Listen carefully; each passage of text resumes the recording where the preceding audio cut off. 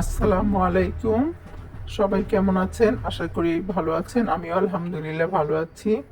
এখন দুপুর 3টা বাজে। তো বাহিরের আবহাওয়াটা খুব সুন্দর।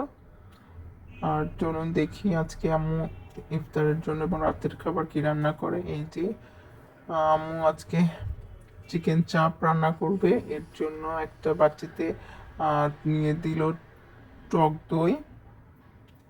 এই যে টক দই দেওয়া হচ্ছে।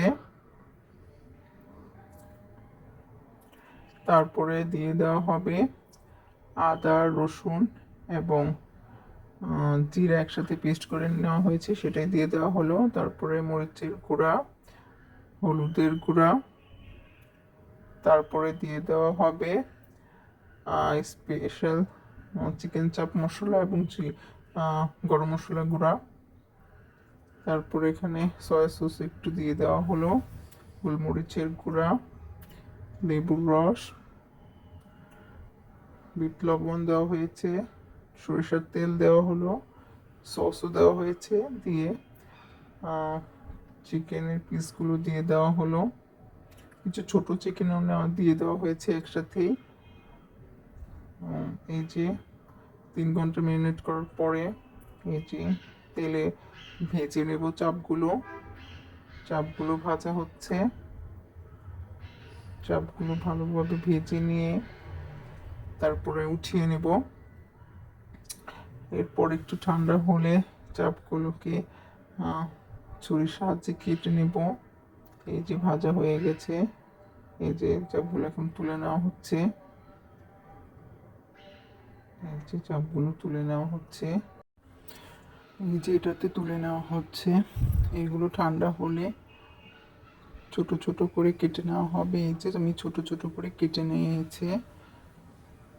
এখন কড়াইয়ে তেল দিয়ে পেঁয়াজ, কাঁচামরিচ কুচি একটু ভালো করে ভেজে নিয়ে যে মেরিনেট করার যে মশলাগুলো ছিল, যেগুলোতে মেরিনেট করেছিলাম, সেই মশলা কিছু রয়ে গেছে, সেই মশলাটা দিয়ে দিব। মশলা দিয়ে ভালোভাবে কষাবো। কষানো হয়ে গেলে এই যে মশলা দিয়ে কষিয়ে নিয়েছি, এখন টমেটো দেব। টমেটো দিয়ে তারপর কেটে রাখা সেই মুরগির মাংসগুলো দিয়ে দেব। দিয়ে ভালো করে 5 মিনিটের মতো ভালো করে এটা রান্না করব এবং ধনেপাতা দিয়ে নামিয়ে নেব। আর অন্য চুলায় এই যে সাসলিকগুলো আমি রেডি করেছি, সাসলিকগুলো এখন ভাজতে দিব। এই যে তেল গরম করে আমি সাসলিকগুলো একটা একটা করে ভাজতে দিয়ে দিলাম। আর অন্য চুলায় এই যে রাতের জন্য আম্মু রান্না করছে খলিশা মাছ, আলু আর উস্তা দিয়ে ঝোল করবে। এই যে উস্তা কেটে নিয়েছে, উস্তা দিয়ে ঝোল করবে। এই যে চিংড়ি মাছ ভুনা করা হয়েছিল, সেটা আর ভিডিও করা হয়নি রাতের জন্য। আর এই যে করলার ঝোল। আর এদিকে ডাল রান্না করা হচ্ছে সাজনা দিয়ে। আর এখন আমার বড় ভাই সিয়াম, সে বানাবে রায়তা। আর ওর হাতের রায়তাটা খুব মজা হয়। এই যে কাঁচামরিচ, চিনি, এখানে মেয়োনিজ দিয়ে দেওয়া হলো। মেয়োনিজটা অপশনাল, দেওয়া যায় না দেওয়া যায়, আমার কাছে দিলে ভালো লাগে তাই আমরা দিই।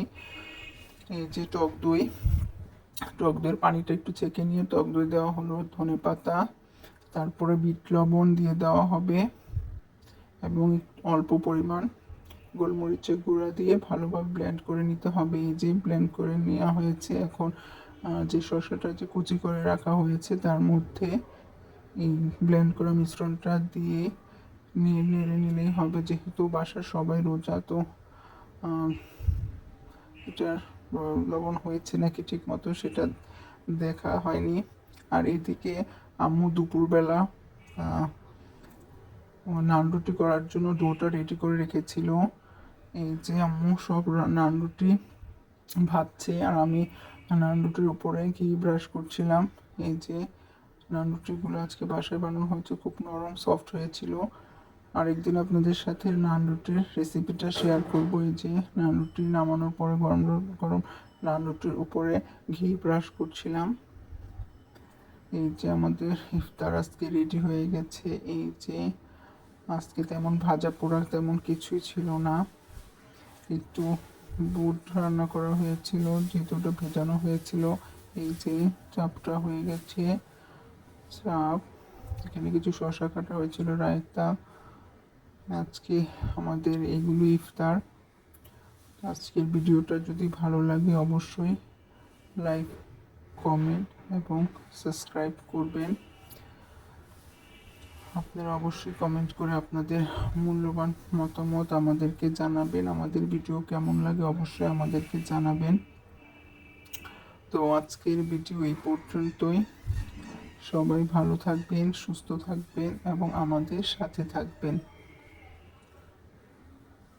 সবাইকে এতক্ষণ আমার সাথে থাকার জন্য অনেক অনেক ধন্যবাদ। আশা করি আগামীতেও আপনারা আমাদের সাথে থাকবেন। সবাইকে আবারও ধন্যবাদ জানিয়ে শেষ করছি। আল্লাহ হাফিজ।